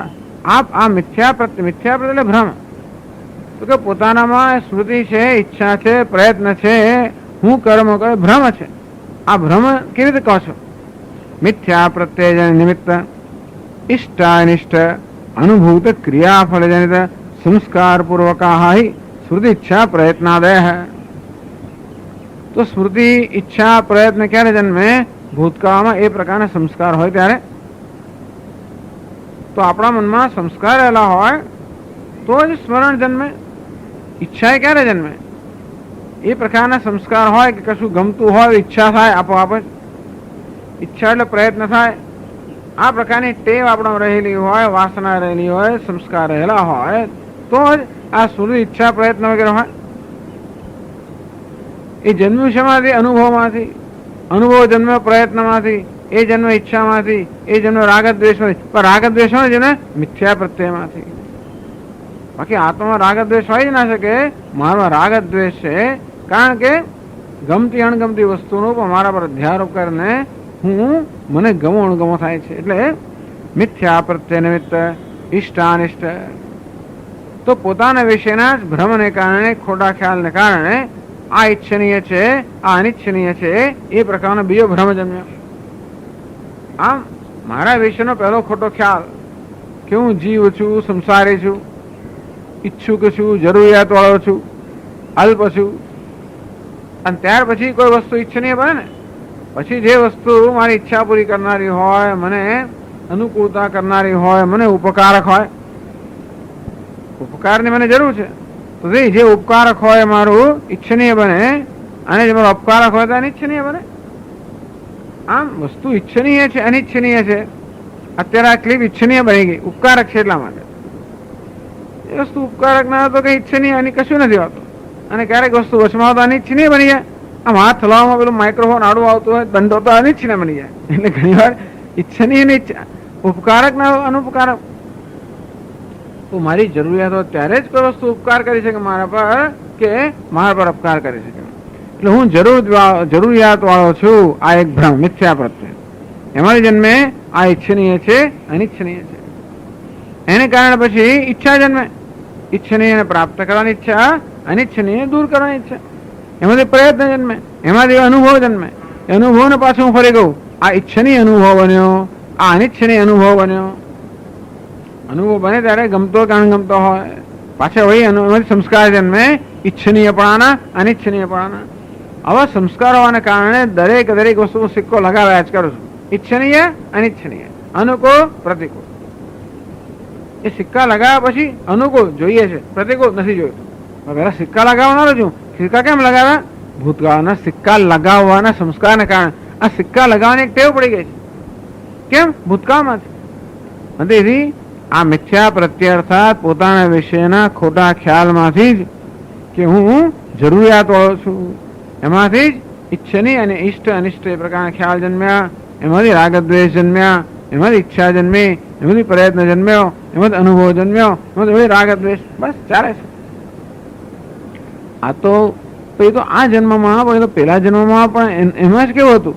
તો કે નહીં, યથા અસ્મિન જન્મની દેહાદિ સંઘાત અભિમાન રાગ દ્વેષાદિકૃત ધર્માધર્મ તત્ફલ અનુભવશ્ચ. જેવી આ જન્મની અંદર આપણે જે રાગ દ્વેષ જન્મે છે એ દેહાદિ સંઘાત અભિમાન, આ દેહ ઇન્દ્રિયોના સંઘાતમાં અહમભાવ ધરાવવાના કારણે રાગ દ્વેષ જન્મે છે. એમાંથી પછી ધર્મ અધર્મ જન્મે, એમાંથી પછી સુખ દુઃખ જન્મે. તથા અતીતે અતીતતરે બી જન્મની. આ પ્રકારની વ્યવસ્થા તો આ પ્રકારની ઘટમાં પૂર્વ જન્મમાં હતી, એના પહેલા જન્મમાં પણ હતી. એટલે અનાદિ અવિદ્યાકૃત સંસાર. આ સંસાર કેવો છે? અનાદિ છે. અવિદ્યાકૃત અજ્ઞાનમાંથી જન્મેલો છે. કોના અજ્ઞાનમાંથી? આત્માના પોતાના અજ્ઞાનમાંથી. અતીત અનાગતશ્ચ, જે ગયો તે જે આવવાનો છે તે બધો સંસાર કેવો છે? અનાદિ છે. અનુમેય, અને તેથી હવે આપણે અનુમાન કરી શકીએ. તતશ્ચ સર્વકર્મા સંન્યાસ સહિત જ્ઞાનનિષ્ઠયા આત્યંતિક સંસારોપરમ ઇતિ સિદ્ધમ. કારણ કે આ પ્રકારનો સંસાર અવિદ્યામાંથી જન્મેલો છે, માટે વિદ્યાથી દૂર થાય. વિદ્યા ક્યારે પ્રાપ્ત થાય? સર્વકર્મ સંન્યાસ થાય ત્યારે. અંતિથી કહ્યું તતશ્ચ, તેથી સર્વકર્મ સંન્યાસ સહિત, સર્વકર્મ સંન્યાસ સહિતની જે જ્ઞાન નિષ્ઠા છે એનાથી જ પેલો જ્ઞાન દૂર થાય અને એનાથી સંસાર દૂર થાય. એટલે સિદ્ધમ.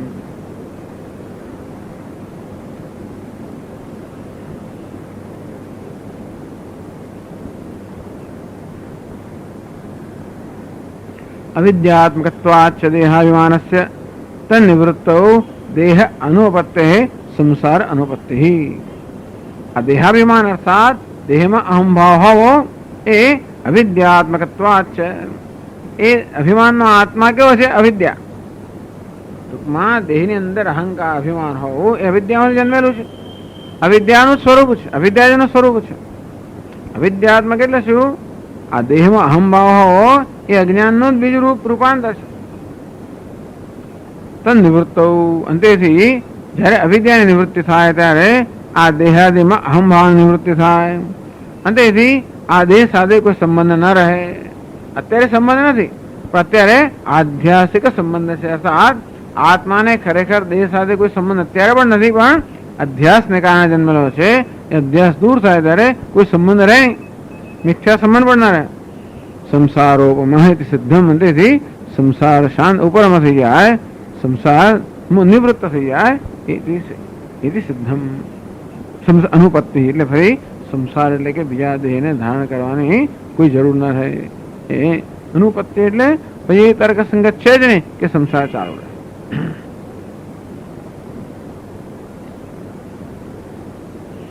કુતઃ અવિદ્યા કૃતત્વ ધર્મ અધર્મ કૃત સંભવાત.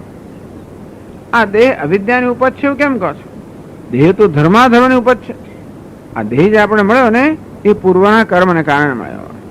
કેવા પ્રકારના કર્મ? પાપ અને પુણ્ય કર્મ, ધર્મ અને ધર્મ. તો આ દેહ જે છે એ તો બીજો દેહ મળવાનો જ છે. આપ એમ કેમ કહો છો કે બીજો દેહ જે પ્રાપ્ત થાય અવિદ્યાને કારણે પ્રાપ્ત થાય છે? આ બીજો દેહ જે પ્રાપ્ત થાય છે એ તો આપણા કર્મને કારણે પ્રાપ્ત થાય છે. કર્મ બે પ્રકારના, ધર્મ અને અધર્મ. એટલે સુખ દુઃખ આ જીવનમાં હોય.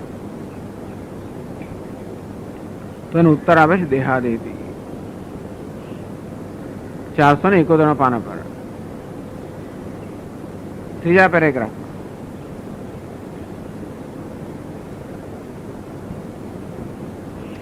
देहादि संघाते आत्माभिमान अविद्यात्मक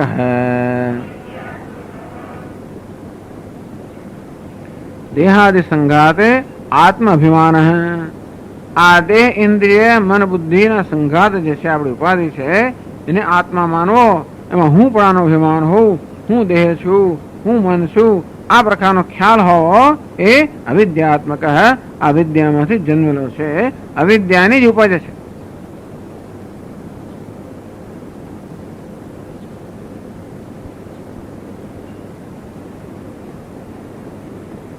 આત્મન ધર્માદિ કર્તૃત્વ અવિદ્યાત્વાત ન અવિદ્યા વિના કર્મિણામ દેહાભિમાન.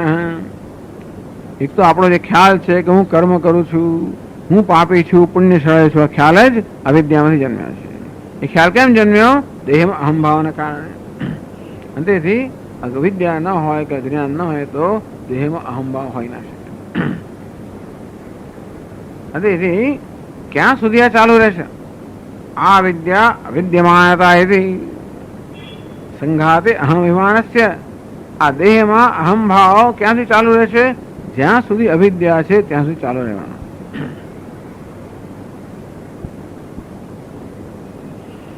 આત્મન દેહાદિમાનસ્ય આવિદ્યકત્વમ અન્વય વ્યતિરેકાભ્યામ સાધન.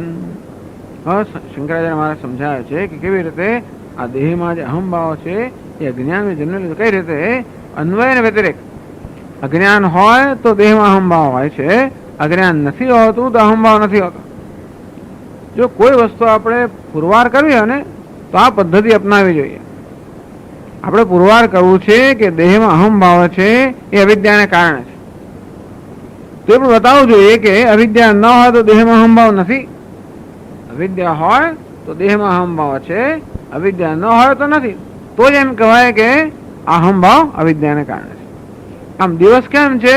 સૂર્ય છે માટે સૂર્યનો પ્રકાશ છે માટે દિવસ છે. શા પછી? એટલા જ માટે તો સૂર્યનો પ્રકાશ નથી હોતો ત્યારે દિવસ નથી હોતો.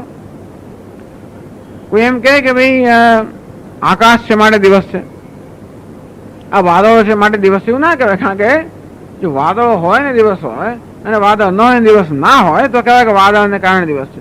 તો વાદળ હોય તોય દિવસ હોય અને વાદળ ના હોય ત્યારે ના હોય, તો પછી દિવસનું કારણ વાદળ છે ના કહેવાય, દિવસનું કારણ સૂર્ય કહેવાય. કારણ કે સૂર્ય નથી હોતો ત્યારે દિવસ નથી હોતો, રાત્રે અને સૂર્ય હોય ત્યારે દિવસ હોય છે. અને અન્વય વ્યતિરેક કહેવાય. સૂર્ય ના હોવાથી દિવસ હોવો અન્વય, સૂર્ય ન હોય તો દિવસ ના હોવો વ્યતિરેક. એ બધું નક્કી થાય કે સૂર્ય દિવસનું કારણ છે. તેમ અજ્ઞાન હોય તો દેહાત્મ ભાવ હોય, અજ્ઞાન ન હોય તો દેહાત્મ ભાવ ન હોય. એવું જો સિદ્ધ કરવામાં આવે તો દેહાત્મ ભાવ અજ્ઞાનની ઉપજ છે એવું સિદ્ધ થાય. એ રીતે સમજાવે છે.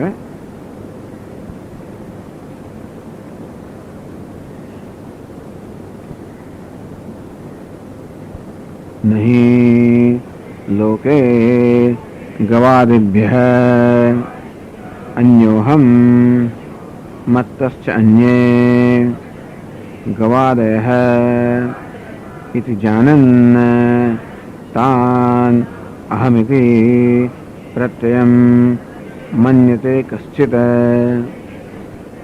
પહેલા કે જો અજ્ઞાન નથી હોતું તો અહમ પ્રત્યય નથી હોતો. રોજ બરોજના વ્યવહારની વાત કરે છે. ગવાદિભ્યઃ અન્યોહમ. આ ગાય ભેંસ વગેરે છે ને, આ ઢોર આપણી પાસે હોય. આ તો બીજા રસ્તામાં રખડતી ગાયની વાત નથી, આપણે પાળેલી ગાયની વાત છે. તો આપણે પાળેલી ગાય હોય, બહુ પ્રેમ હોય એના માટે, અને છતાં પણ આપણને સ્પષ્ટ જ્ઞાન છે કે હું ગાય નથી. કારણ કે ગાય માથી જુદી છે અને હું ગાયથી જુદો છું. સ્પષ્ટ જ્ઞાન છે ને. કૂતરું પાળ્યું હોય, બિલાડી પાળી હોય, જે પાળેલું હોય તે ભલે ને પ્રાણી આપણે અત્યંત પ્રિય તોય પણ આ કૂતરું હું નથી એ તો જ્ઞાન છે જ, આ બિલાડી હું નથી એ તો જ્ઞાન છે જ. સામાન્ય રીતે ક્યારેક કંઈ ખસી ગયું અને જ્ઞાન ન જુદી વાત છે, પણ સામાન્ય રીતે જ્ઞાન હોય છે બધા. તો તેવી રીતે આ ગાય કે ઘેટું કે કૂતરું કે બિલાડી કે જે કંઈ પ્રાણી હોય, ભલે આપણને પ્રિય હોય છતાં પણ એ પ્રાણી હું નથી એ પ્રકારનું સ્પષ્ટ જ્ઞાન છે, તે અજ્ઞાન નથી. એટલે ક્યારે પણ એવું ના બને કે ભાઈ ગાય હું છું એ પ્રકારનો ખ્યાલ ઉત્પન્ન થાય આપણા મનમાં કોઈ દિવસ. કૂતરાને જોઈને કે હું છું એવું ખ્યાલ ઉત્પન્ન થાય, ગાયને જોઈને કે હું છું એવું ખ્યાલ ઉત્પન્ન થાય. આ શરીરને જો શું થાય ખબર? હું છું. અરીસામાં જયારે પ્રતિબિંબ શું છે? હું છું એવો ખ્યાલ ઉત્પન્ન થાય છે ને. અરીસામાં શું જોઈએ છે? શરીરને જોઈએ છે. શું ખ્યાલ થાય? હું છું. પણ ગાયને આપણે જો ઉભો થાય ખ્યાલ હું છું ના થાય, કૂતરામાં થાય ના થાય. કેમ ના થાય? અજ્ઞાન નથી. આ શરીરના વિષયમાં અજ્ઞાન છે કે શરીર હું નથી એ પ્રકારનું જ્ઞાન નથી, અને માટે શરીર હું જેવો પ્રત્યય એવો ખ્યાલ ઉત્પન્ન થાય છે. પણ ગાય કે વગેરે પ્રાણીઓ છે એમાં એ વચ્ચેનો ભેદ બહુ સ્પષ્ટ છે. ગાય અન્ય છે, હું અન્ય છું. આ પ્રકારનો ભેદ સ્પષ્ટ હોવાના કારણે ગાયને જોઈને મારા મનમાં હું એ પ્રકારનો ખ્યાલ જન્મતો નથી. બસ એ જ મહત્વનું છે. પછી આપણે વ્યવહાર માટે કહીએ જુદી વાત છે, મારો દીકરો હું આમ કહીએ, બધું બહુ કહીએ, પરંતુ એ દીકરા જ હું એવો ખ્યાલ નથી જન્મતો. જે જ્ઞાન હોય છે, જુદાપણાનું જ્ઞાન હોય, બે વસ્તુ જુદી છે એના જુદાપણાનું જ્ઞાન હોય તો પછી આ પ્રકારનો અવિવેક ભેગા થઈ જવાનું થતું નથી. અને તેથી કહ્યું નહીં લોકે ગવાદેભ્ય અન્યોહમ મત્તશ્ચન્યે ગવાદય. આ ગાય વગેરે ઢોર નથી કે પ્રાણીઓ, તો કે આ પ્રાણીઓ હું નથી, એ મારા કદાચ જુદા છે. એથી જાણ હવે જે જાણે છે બધા આજે માણસ જાણતો એટલે બધા માણસોના અનુભવ હોય એટલે મને એવું કહ્યું તાન હમિત પ્રત્યમ ન મન્યતે. તો એ પ્રાણીઓને જોઈને ક્યારે પણ હું એ પ્રકારનો પ્રત્યય અર્થાત ખ્યાલ આપણો જન્મતો નથી. અને શું કહ્યું? વ્યતિરેક કહ્યું. અવિદ્યા ન હોય તો દેહાતો બુદ્ધિ નથી.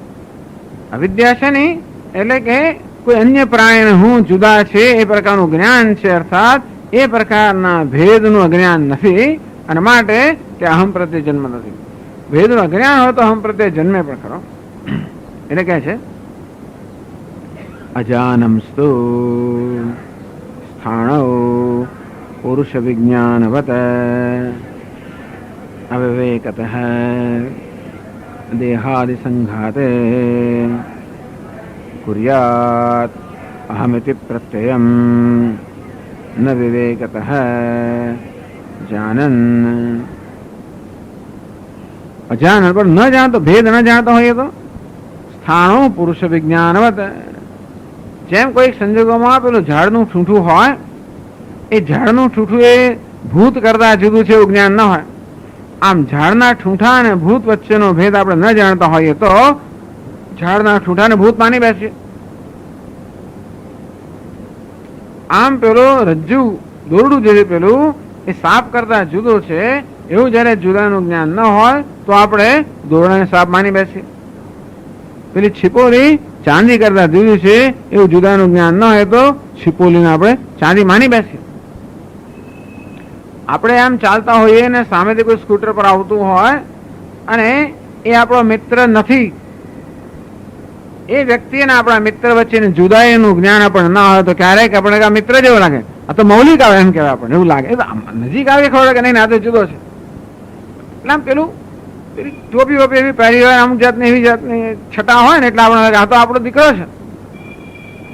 નજીક આવે એટલે આમ આપણે ના એને અભિનંદન આપણો હાથ ઊંચો કર્યો, નજીક આવે ત્યારે ખબર તો બીજો કોઈ છે તરત પછી આમ હાથ આપણે લઈ લઈએ, એ ખણવા મળે, કશું કરીએ. પણ ટૂંકમાં એ વ્યક્તિ આના કરતા જુદી છે એવું જયારે જ્ઞાન ન હોય ત્યારે એનામાં એવો મિથ્યા પ્રત્યય જન્મે. મિથ્યા પ્રત્યય કે ભ્રમ કે ખોટો ખ્યાલ ક્યારે જન્મે? વિવેક અર્થાત બે વસ્તુ એક બે જુદા છે એવું જુદાઈનું જ્ઞાન ન હોય ત્યારે.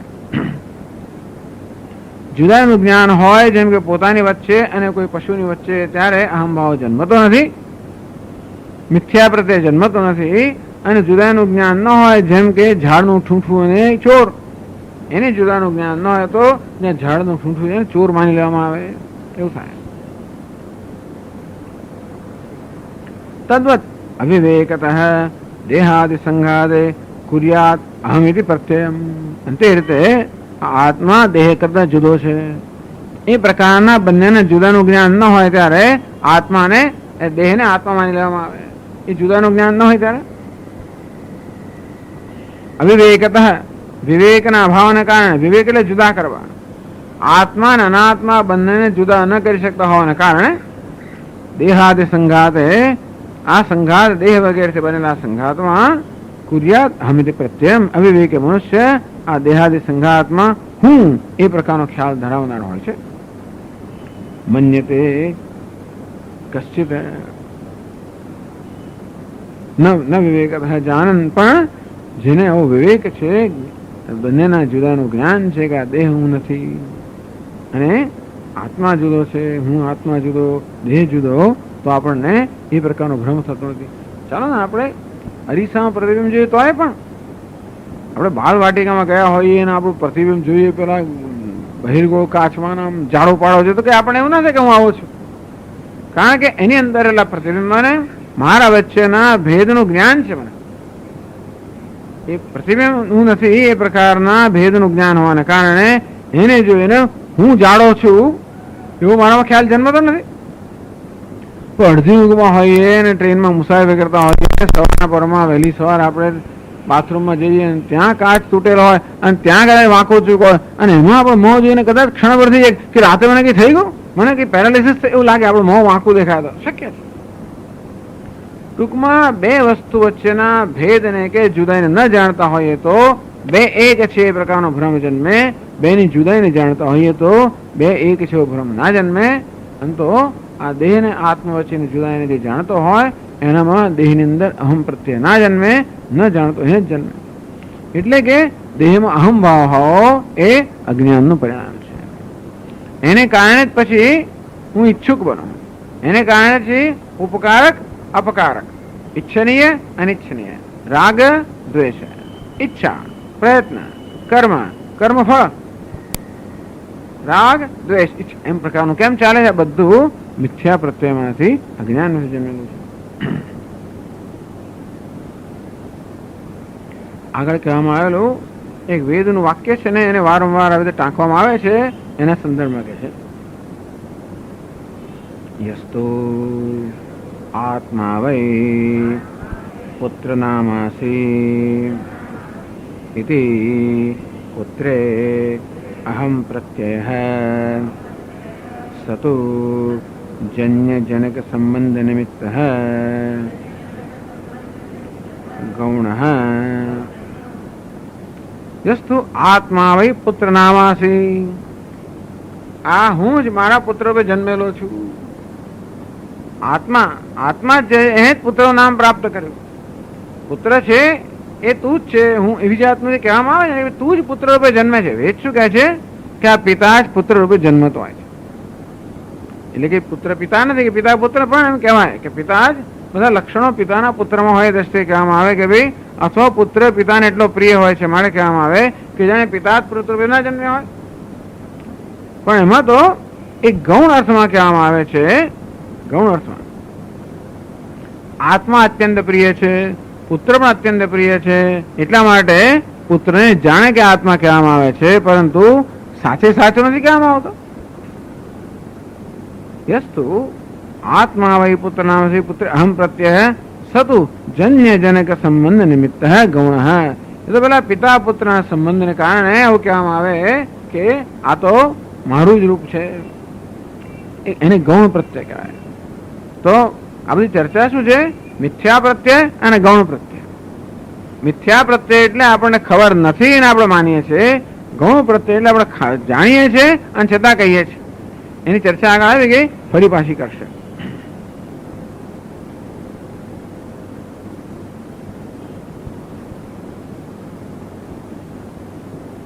તો પછી આ દેહની અંદર જે અહમ ભાવ છે એના મિથ્યા કેમ કહો છો? એને પણ ગૌણ કેમ ના કહેવાય? તો દેહની અંદર અહમ ભાવ પણ ગૌણ કેમ ના કહેવાય? તો કહે છે ગૌણેન ચ આત્મના ભોજનાદિવત પરમાર્થ કાર્યમ ન શક્યતે કર્તુમ ગૌણ સિંહ અગ્નિભ્યામ મુખ્ય સિંહ અગ્નિ કાર્યવત.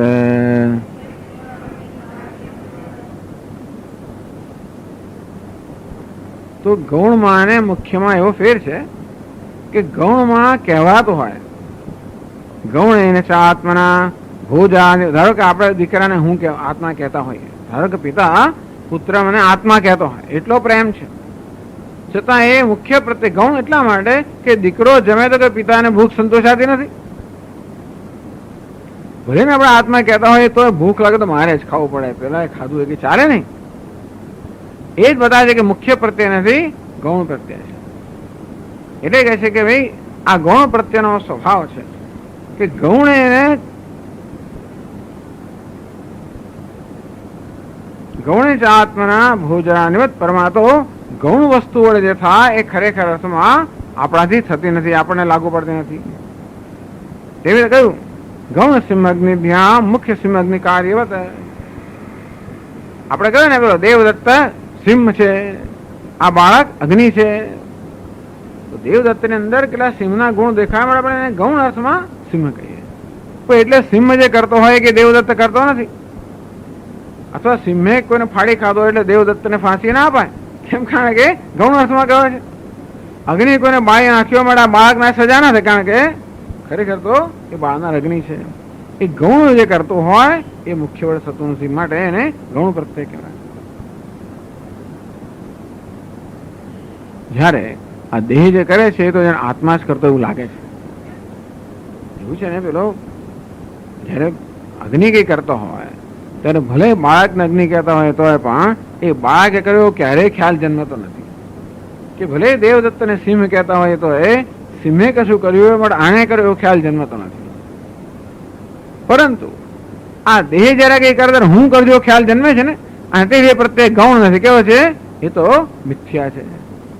એક જાતનો ભેદ બતાવે છે કે કરે છે બધું દેહ, અડક્યો દેહ ને, મને અડકીશ નહીં. પેલા ક્યાં ને તને ક્યાં અડકે છું? દેહ ને અડકે છું, મને અડકીશ નહીં એવું કહીએ ને જયારે, પેલો કે હું તને ક્યાં અડકે છું, હું તો દેહ ને અડક્યો છું. પણ દેહ ને અડકે ત્યારે મને અડક્યો એ પ્રકારનો ખ્યાલ જન્મે છે. માટે દેહમાં અહમ પ્રત્યે કેવો છે? મુખ્ય છે, મિથ્યા છે આપણે, એટલે ગૌણ નથી. બાકી ગૌણ હોય તો આ ગાડીને હું કહેતો એટલી પ્રિય હોય તો એને કોઈ અડકે તો મને અડક્યો ના કહેવાય, બેસો તો મારા બેઠો ના કહેવાય, મને ખબર છે. પણ દેહ માટે એવું નથી. માટે આ દેહમાં અહમ પ્રત્યે ગૌણ નથી, મિથ્યા છે, એ જ કહેવા માંગે છે.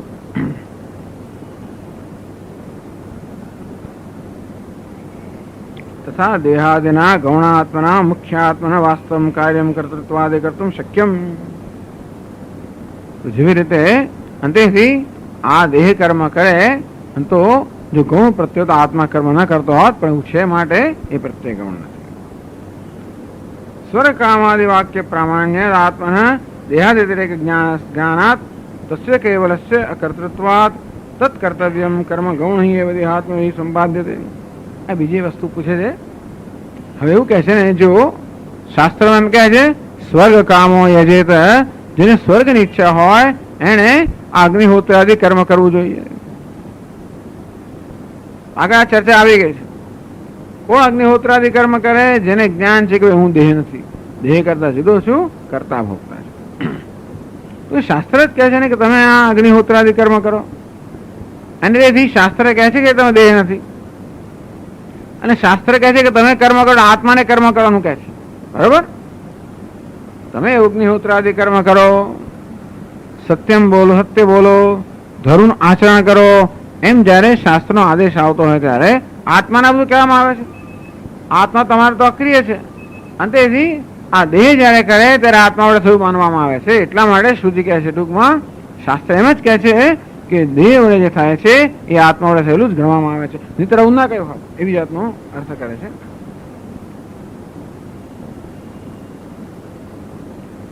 અદૃષ્ટ વિષય ચોદના પ્રામાણ્યાદ આત્મકર્તવ્યમ ગૌણૈઃ દેહેન્દ્રિયાત્મભિઃ ક્રિયતે એવ ઇતિ ચેત. અદૃષ્ટ વિષય ચોદના પ્રામાણ્યાદ.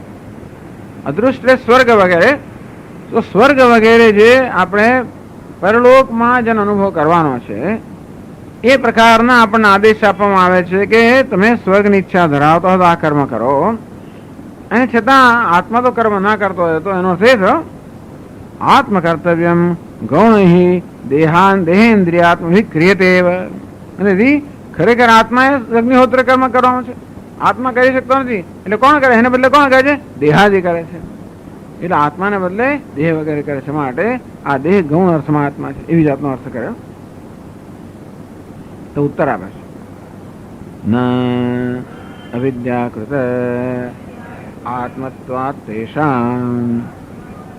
તો કે નહીં, આ ગૌણ આત્મત્વ એમના નથી, અવિદ્યામાંથી જન્મેલું મિથ્યા પ્રત્યયમાંથી જન્મેલું આત્મત્વ છે, મિથ્યા પ્રત્યય રૂપ છે.